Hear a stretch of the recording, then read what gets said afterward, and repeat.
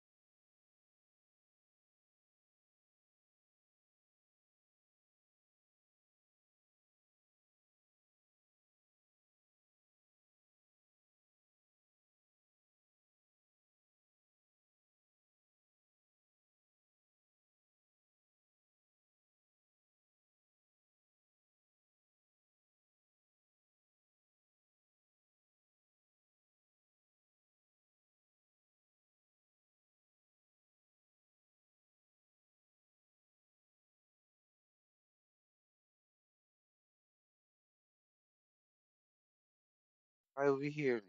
I didn't cut the mic on. How about now? Is that better over on YouTube? Can y'all hear me now on YouTube?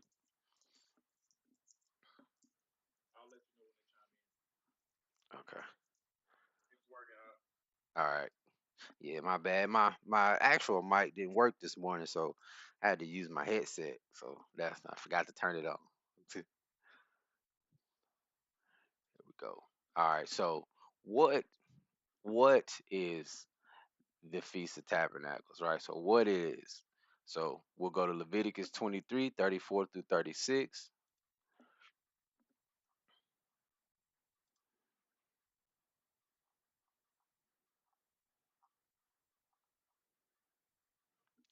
and it says, "Speak unto the children of Israel, saying, the 15th day of the seventh month shall be a feast of tabernacles for 7 days unto Yahuwah. On the first day shall be a holy convocation. You shall do no servile work therein. 7 days shall ye offer an offering made by fire unto Yahuwah, and on the 8th day shall be a holy convocation unto you. And ye shall offer an offering made by fire unto Yahuwah. It is a solemn assembly, and ye shall do no servile work therein."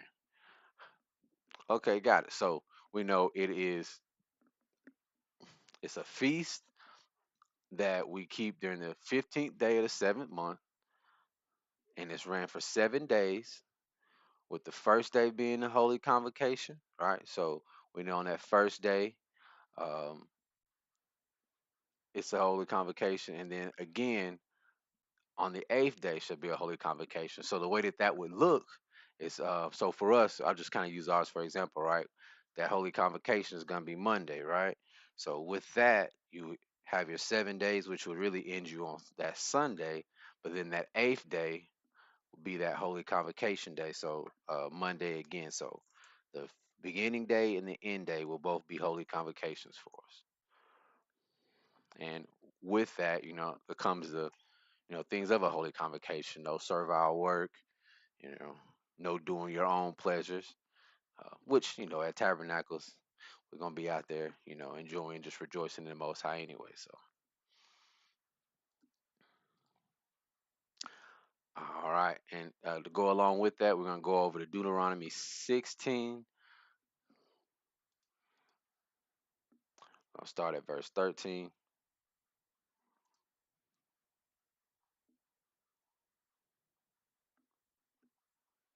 And it reads, "And thou shalt observe the Feast of Tabernacles 7 days. After that thou hast gathered in thy corn and thy wine, and thou shalt rejoice in thy feast, thy son, thy daughter, thy manservant, thy maidservant, the Levite, the stranger, and the fatherless, and the widow that are within thy gates.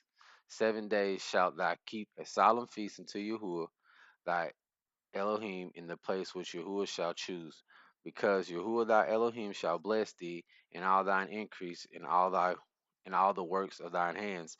Therefore shalt thou surely rejoice."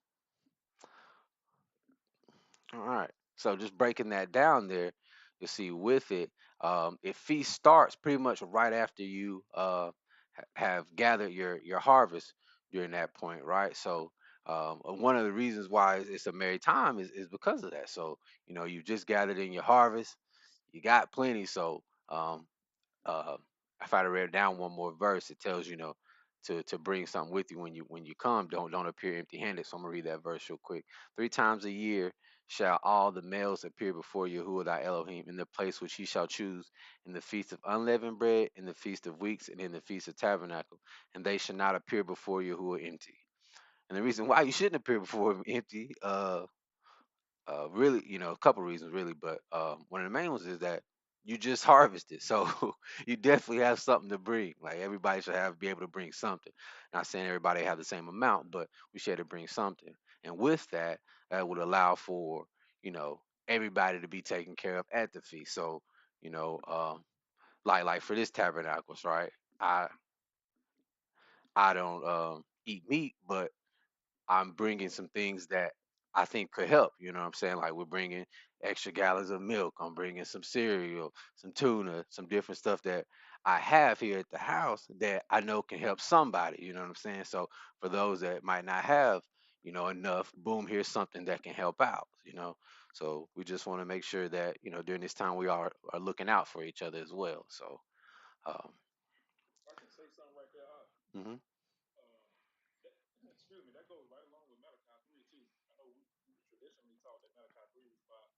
bringing money to the church. They beat that in our heads, but he said, "Bring meat to my house," or "Bring you therefore meat to my house." I can't remember the verse verbatim. I used to when I was a child.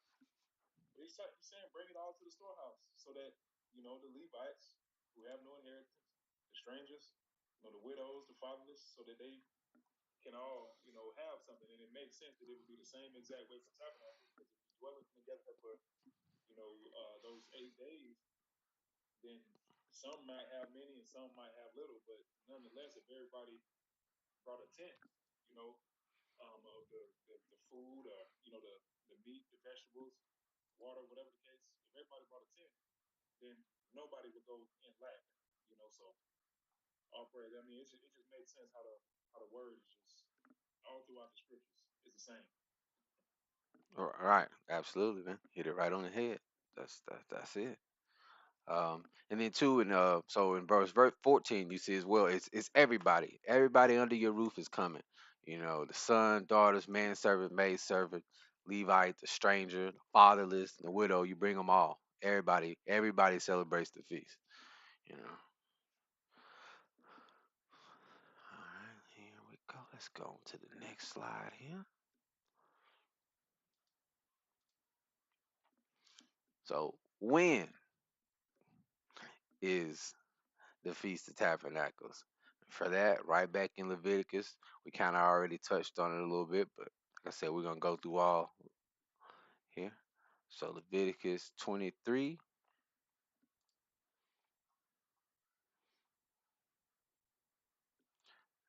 39 reads,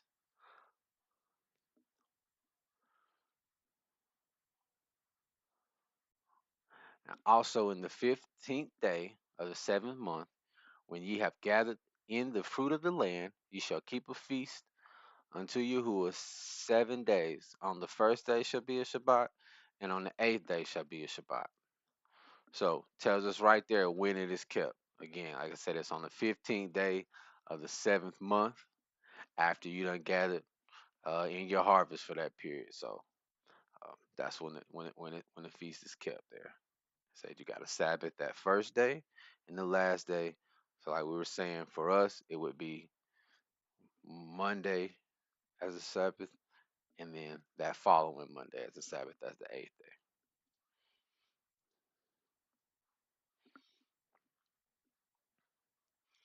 Another verse is further blacking that up. It says, "Thou shalt observe the Feast of Tabernacles." It's Deuteronomy 16 and 13. "Thou shalt observe the Feast of Tabernacles 7 days. After that, after thou hast gathered in thy corn and thy wine." So again, just let you know, the Feast of Tabernacles should be right after you done gathered in the harvest. So that's when it should be there.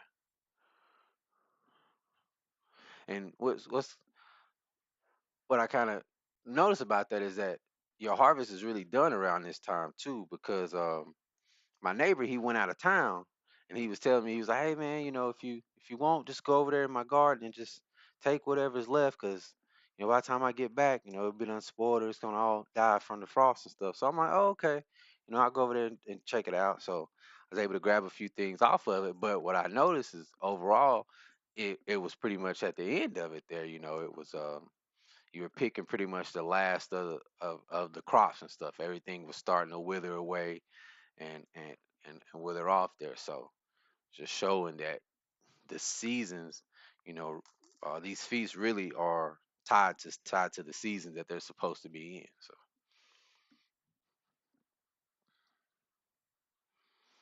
where would be the next question there? Where do you keep the Feast of Tabernacles? Right? Where is it kept at? So we're gonna go to Deuteronomy 16.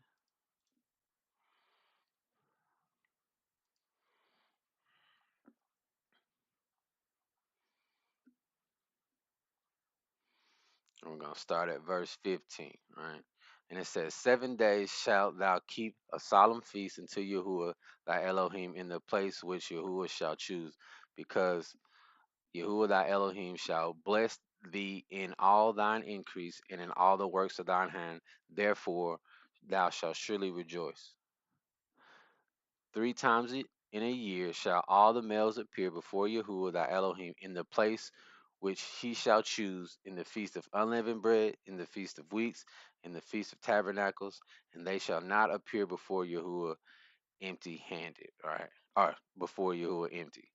All right. So it tells us in verse 15 here, it said, or no, in verse 16 here, it says, thy males appear before Yahuwah thy Elohim in the place which he shall choose. All right. So does anybody know what the place is that he shall choose? Anybody? Before I tell you, see if anybody knows. Yahusha. Yerushalayim. Yes, sir. That is it. That is it. That is the place. And and showing that, right? So it's over in Chronicles 2 where you can find it, where it'll specifically say, I was doing for the second part of the study, I was doing a little breakdown, and I ran across it in Chronicles as well. But what we're gonna go to here first is John 7. We're gonna start verse 2. We're gonna jump around a little bit just to kind of get the context on it here. We're gonna go to John chapter 7, verse 2. And it says, now the Jews' feast of tabernacles was at hand, and his brethren therefore said unto him, depart hence and go into Judea, that thine disciples also may see the works that thou doest. For there is no man that doeth anything in secret, and he himself seeketh to be known openly. If thou do these things, show thyself to the world. For neither did his brethren believe in him. Then Yahusha said unto them, my time is not yet come, but your time is always ready. Then we're going to skip down here, verse 10, and it says, but when his brethren were gone up, then went he also up unto the feast, not openly, but as it were in secret, right? So you see Yahusha here going to the feast, but where is it, right? We go down to verse 25, all right? After he's got there, he's arrived, and it reads, then said some of them of Jerusalem, is not this he whom they seek to kill? So there lets us know that this feast is held in Jerusalem, right? This is where it's held at. This is where the feast is held. But now, we know obviously we can't, you know, hold it there right now because we're not in our land. So, we hold it where we can just together. We gather together and hold it, right? Because like you said earlier, right, Malak Yah, where two or more are gathered, he's in the midst. So there it is.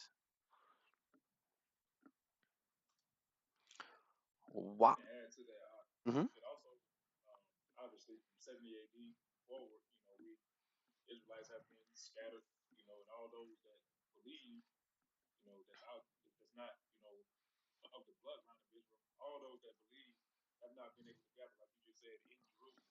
But it also shows the picture, excuse me, it also shows the picture of the Messiah and the power in which he holds, because it's on him to come and gather and bring us all, to the land, you know, um, and then there, it'll be reinstilled and all of those things that um, should be taking place in the land, in that millennial reign, they'll be reinstilled. So it's like even that to me points to Mashiach, it points to Messiah and his power, his authority, and what he's coming to do.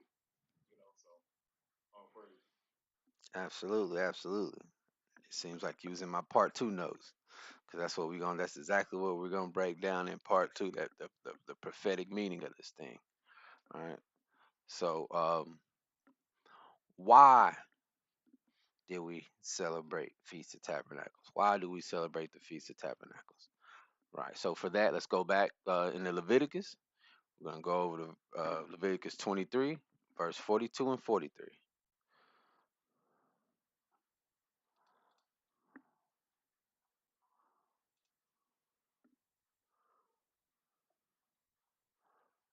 get there.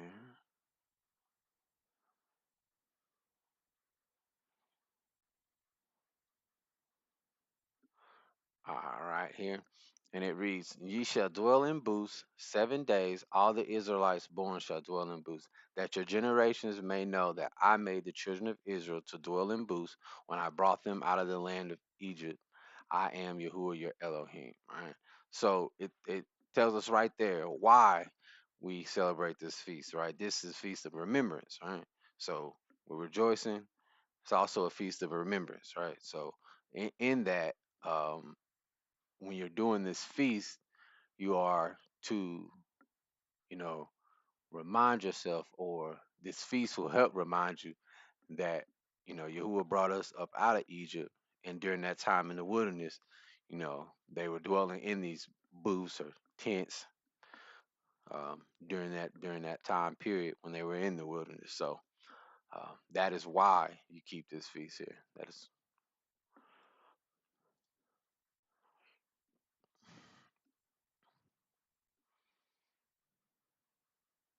also kind of to um, Malachi's point earlier, there's a prophetic meaning to this as well, or future reference in this thing as well. So over in Zechariah, we go Zechariah 14.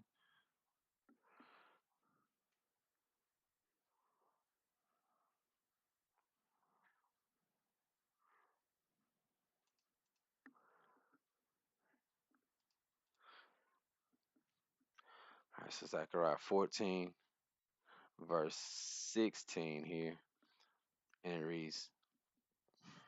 Actually, let's start at 15 here. We're gonna do it at 15. All right, or no, let me see. No, 16. Here it is. And it came to pass that everyone that is left of all the nations which came against Jerusalem shall go up from year to year to worship the King, Yahuwah of hosts, to keep the Feast of Tabernacles. And it shall be that whoso will not come up of all the families of the earth into Jerusalem to worship the King, Yahuwah of hosts, even upon them shall be no rain. Right. So, with this, we know one of the why for the future reasons, right? Is so during um, this year is going to be, during the millennial reign here, um, the nations that are left on the earth, they will have to come up from year to year uh, to worship, during the Feast of Tabernacles. And if they don't come, there'll be no rain. So that'd be the penalty for them for not coming. So let's keep it going here. How? So how do we keep this feast, right?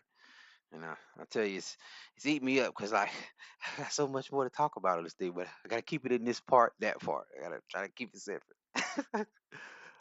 How? Leviticus 23, verse 42 and 43 here.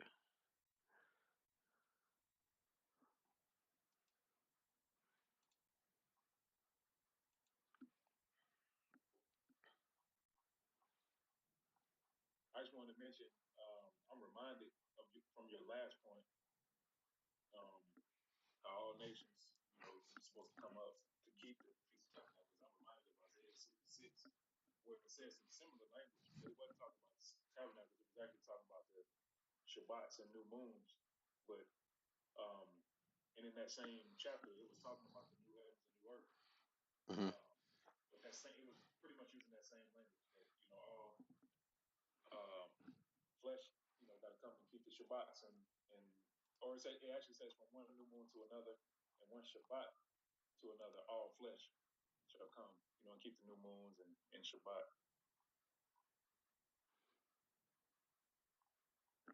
I was trying to find it here. Let me see if That was 66:23. I can read it if you need. I got it here. So I'm gonna start at 22, right?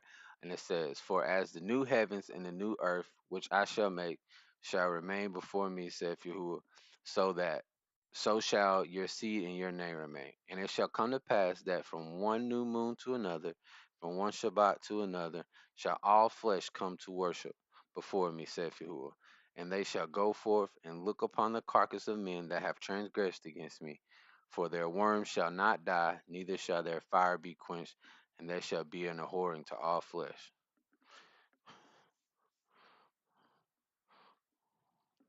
Got there. So yeah, no, it definitely says it right there.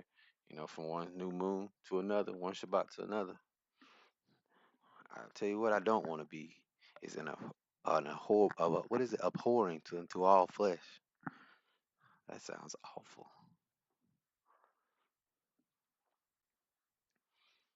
So here, I'm gonna hop back over to Leviticus 23 for the how do we keep the Feast of Tabernacles, right? So how is this feast kept? What are the things that we're actually supposed to do during this feast, right? So gonna start here at verse 42.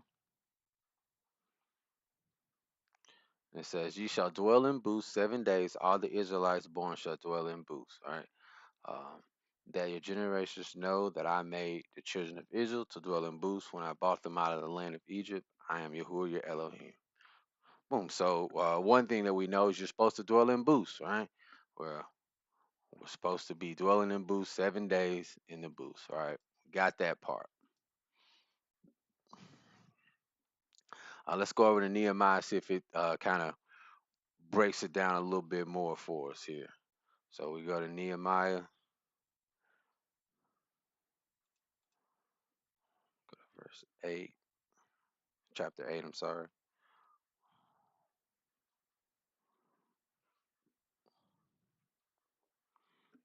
And it says, "So the people went forth and brought themselves and made them booths, every one upon the roof of his house, and in the courts, in the courts of the house of Yah, and in the streets of the water gates, and in the streets of the gate of Ephraim."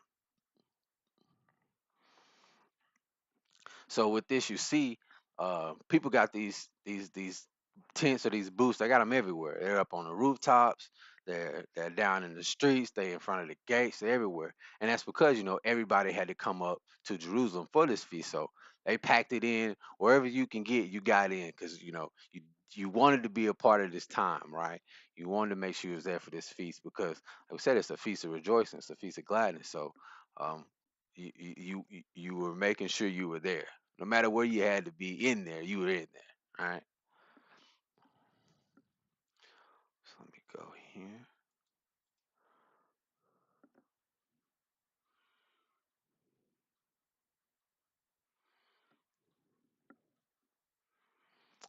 And let's go over to just Deuteronomy 16, 14, and 15.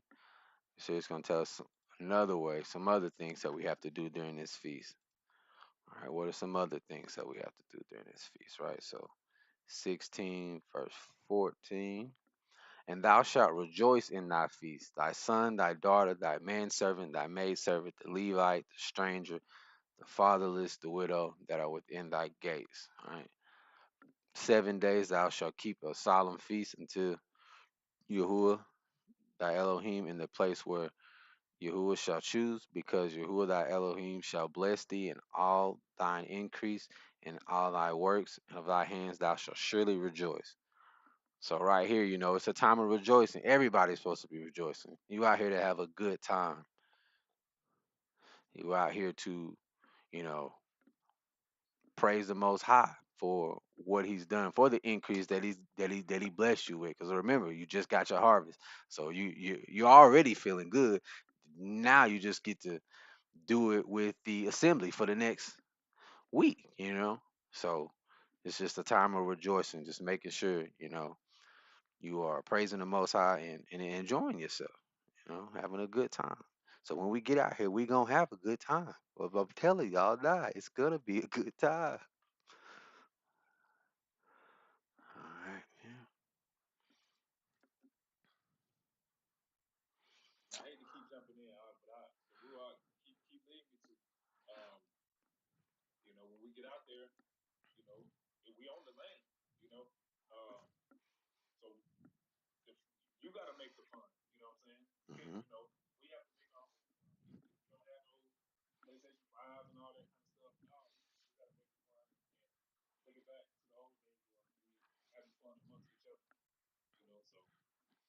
So then obviously the enemy is gonna be the enemy. So when you feel that enemy, try to rise up and make you angry or whatever, you gotta recognize it, because the time is meant for rejoicing. So all praise. Nah, yeah, for sure. And let me just make mention now while we're on the call, so everybody knows I I I pride myself on messing with children. It's one of my favorite things to do. I thoroughly enjoy it. So if you if your children come up to you and say, I had them do something wild or we was off on this crazy adventure, they were safe, everybody was fine. I made it seem worse to them than it really was. Okay, I'm just gonna get that out here now. You know what I'm saying? Everybody's gonna be okay, but they gonna have a crazy story with me. I'm just telling you now. They're gonna have one. Oh yeah, I will take them all. Whoever wants to go. The fact you have to give that disclaimer. Hey, I rather do it now. I rather do it now. All right, so over here in let's go over to Second Maccabees 10 verse 6 and 7. It's gonna tell us as well how we're supposed to be keeping this feast, right? Some other ways to keep this feast here. Second Maccabees 10, and it says, and they kept it with gladness as in the Feast of Tabernacles, remembering not long ago when they had held the Feast of Tabernacles, as they wandered in the mountains and dens like beasts, wherefore they bare branches and fair boughs and palms also, and sang psalms to him that had given them good success in cleansing his place. Right. So this here is was actually about dedication, but as you can see, they were saying in that first verse there that they kept it with gladness. That's what we wanted to get at here. That they kept it with gladness during the feast there. We want to make sure we are enjoying ourselves, having a good time, singing psalms, just thoroughly enjoying ourselves, right? So, because I know some people y'all coming from far away, no, we're gonna make sure everybody have a good time.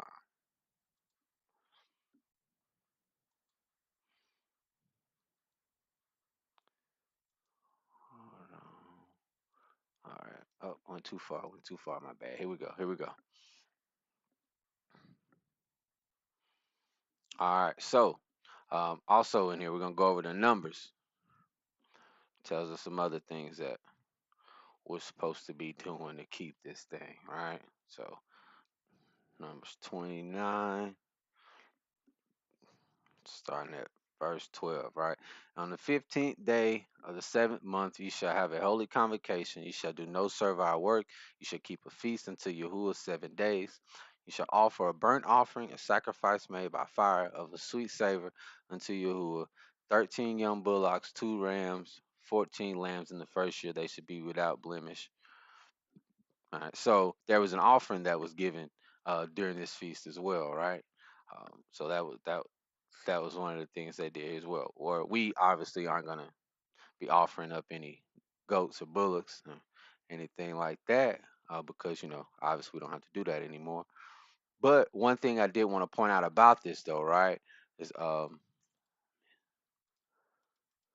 thing I want to point out about this, right, is so with the way that this lines up, right? So each day a different number of bullocks or bulls was offered, right? So it started with 13 and it ended down with seven for seven, so for a total of 70 that they ended up sacrificing during this period, right? So you had 70 bullocks sacrificed over 7 days. Um, I don't know if y'all picking up what I'm putting down. 70 times seven, what's that? 490. Four. This mug said 700. Get it out. Hey, this ain't math class. Don't worry about it. 490 though, number of perfection, right? 490, the number of perfection. So, uh, just showing that even in the number of sacrifices here, there it was very specific as to why. They sacrificed that number. Also, another thing was with 70 bulls being sacrificed. Remember, that was also the number of nations that that came out of Noah. So it was basically a sacrifice bull for every for every nation there as well. So just kind of wanted to point that out, just showing that even with the sacrifices, like everything was done for a specific reason there.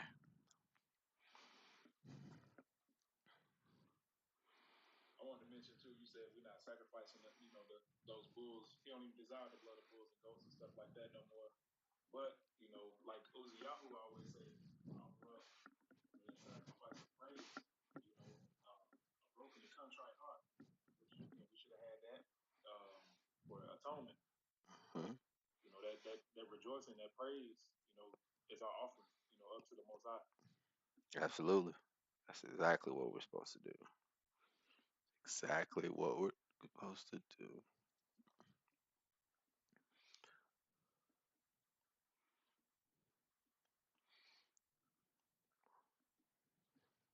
All right, and then over here, let's go one other Deuteronomy. We're gonna go to 31, verse 10 through 12.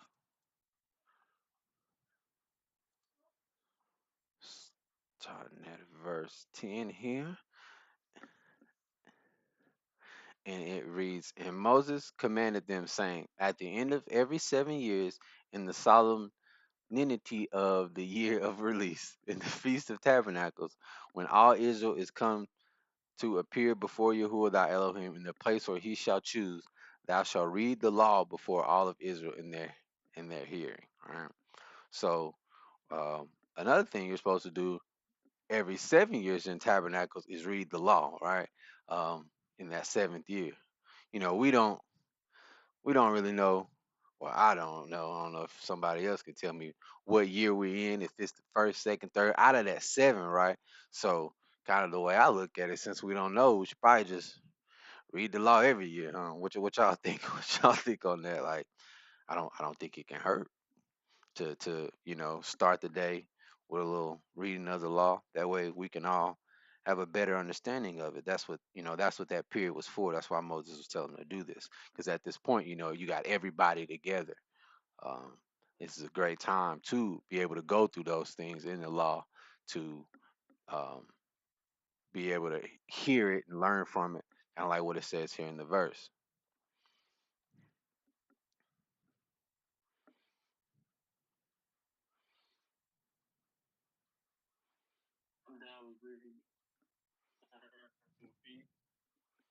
All right, bet you the first one up then. That's what I'm talking about. I like it. Keem said he got the first day. He's reading us the first set from the law. That's what, I like how the ox step up. No, no, no, no, no, no, no, no, no. It's just at least a chapter. It's got to at least be a chapter, right? Like, gotta at least be a chapter.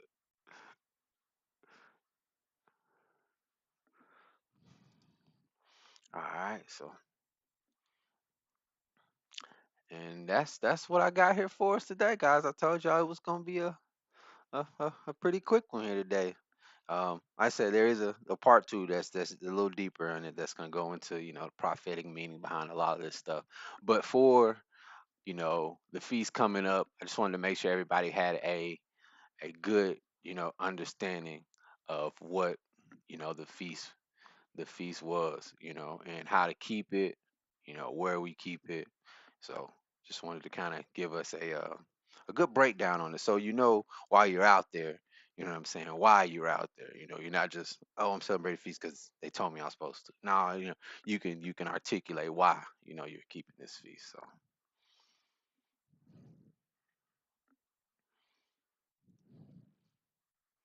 and that's the message I got for y'all here today.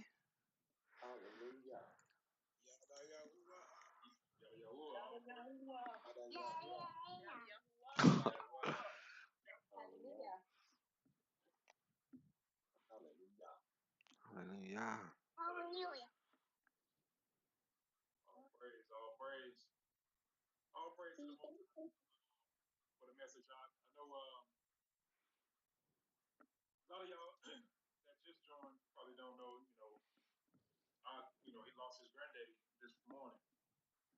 So for him to even be able to, push through and do it, all praise to the Most High for that. I know you don't hear it in his voice, but I know he hurting right now. He's going through that message.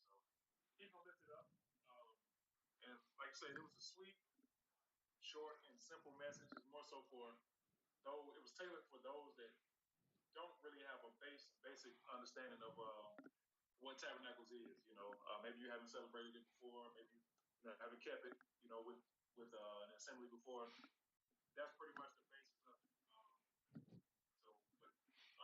Coming back with a part two during the midst of tabernacles, and you'll be able to go further into the prophetic meanings of what it means